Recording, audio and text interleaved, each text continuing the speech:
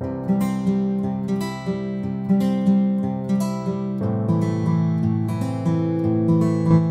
à tous et bienvenue dans cette nouvelle vidéo où je vais vous expliquer les fonctions et OU, comment les utiliser distinctement. Et par la suite, dans une prochaine vidéo, je vous montrerai comment on les associe avec notamment la fonction si. Le fonctionnement de la fonction et est assez simple. Il admet au niveau de la fonction et, comme les autres fonctions, mais ici, il n'y a que deux résultats possibles pour la fonction et. Soit on a le résultat vrai, soit on a le résultat faux. Alors, tout dépend du test que vous faites dans la fonction et. Donc, dans la fonction et, vous avez le et, ouverture de la parenthèse, et puis après, vous faites autant de tests que vous voulez. D'accord? Tous ces tests sont séparés par des points-virgules. Donc, vous pouvez faire 2, 3, 4, 5, autant de tests que l'on veut.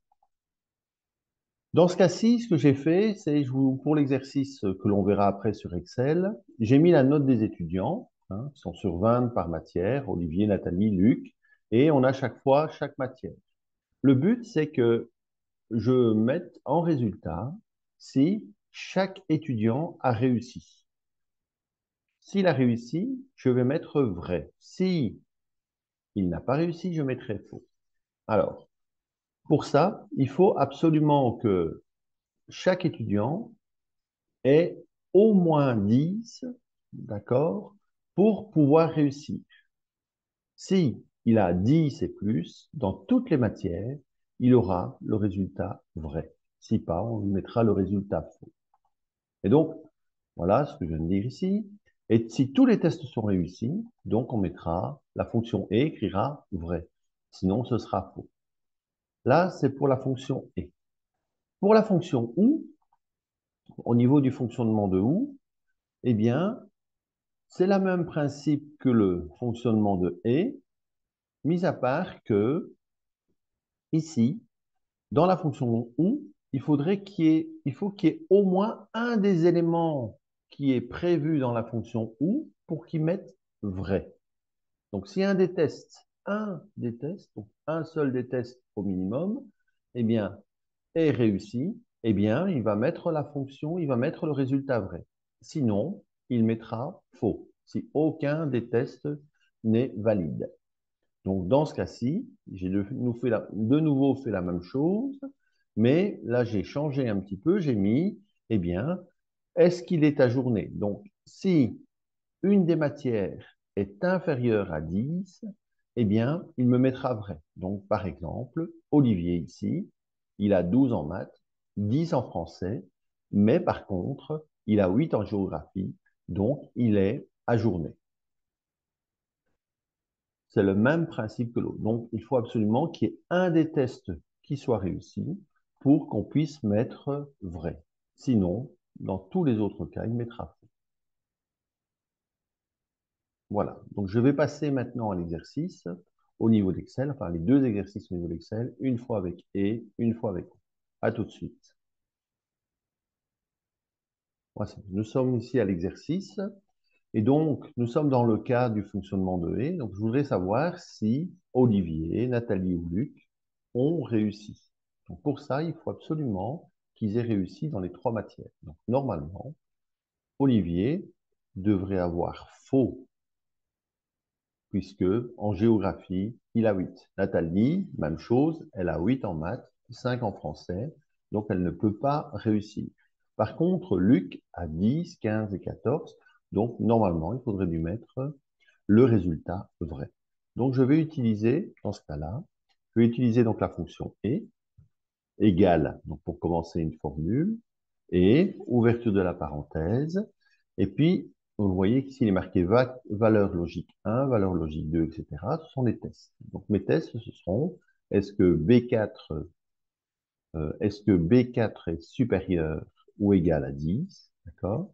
Donc est-ce que B4 est supérieur ou égal à 10, supérieur ou égal, donc supérieur égal, on met le supérieur puis le égal à 10.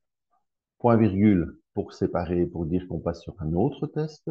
Est-ce que C4 est supérieur, égal à 10, d'accord, point virgule, est-ce que D4 est supérieur, égal, D4 est supérieur, égal à 10. On aurait pu très bien, si on est sûr d'avoir que des nombres entiers, on aurait pu mettre simplement B4 supérieur, strictement supérieur à 9. Ça revenait à la même chose. Si on est sûr d'avoir que des entiers, hein. Voilà, et pas de décimales. Donc si je fais ceci, voilà, je ferme ma parenthèse. Donc j'ai trois tests possibles et il faut que ces trois tests soient valides pour qu'ils me mettent la réponse vraie. Dans ce cas-ci, il va me mettre faux, effectivement, parce que ce n'est pas bon. Pour Nathalie, il y en a déjà deux qui ont deux cours où c'est à 8 et à 5, donc c'est faux aussi. Par contre, Luc a réussi. Je vais passer maintenant à la fonction OU. Voilà, nous passons donc maintenant à la fonction OU. Et c'est le même principe qu'avec la fonction et. Je vais commencer par égal. Je mets OU, ouverte de la parenthèse. Valeur logique, donc c'est de nouveau mon test. Donc je vais dire, est-ce que B4 est inférieur à 10, hein? S'il est inférieur à 10, on va mettre vrai, il est ajourné. Si pas, ce sera faux. Donc, B4 inférieur à 10. Point virgule pour dire j'ai un deuxième test qui sera pour le français, ce sera C4 inférieur à 10. Point virgule pour géographie, même chose. Donc ce sera D4 inférieur à 10. Je ferme ma parenthèse, je valide, il va me mettre vrai. Effectivement, il est ajourné, puisque il y a géographie où il y a eu 8. Même chose pour Nathalie, et il n'y a que Luc qui n'est pas ajourné. D'accord? Donc, dans cette fonction, dans ces deux fonctions-ci, la fonction et la fonction ou, je veux dire, le problème que l'on pourrait avoir, hein, c'est qu'on ne peut ne mettre que vrai ou faux. Donc, on va utiliser dans la prochaine vidéo les fonctions et ou, d'accord, avec la condition si. Comme ça, on pourra les mettre, plutôt que de mettre vrai ou faux, on mettra il est ajourné, il a réussi directement. Voilà. À bientôt.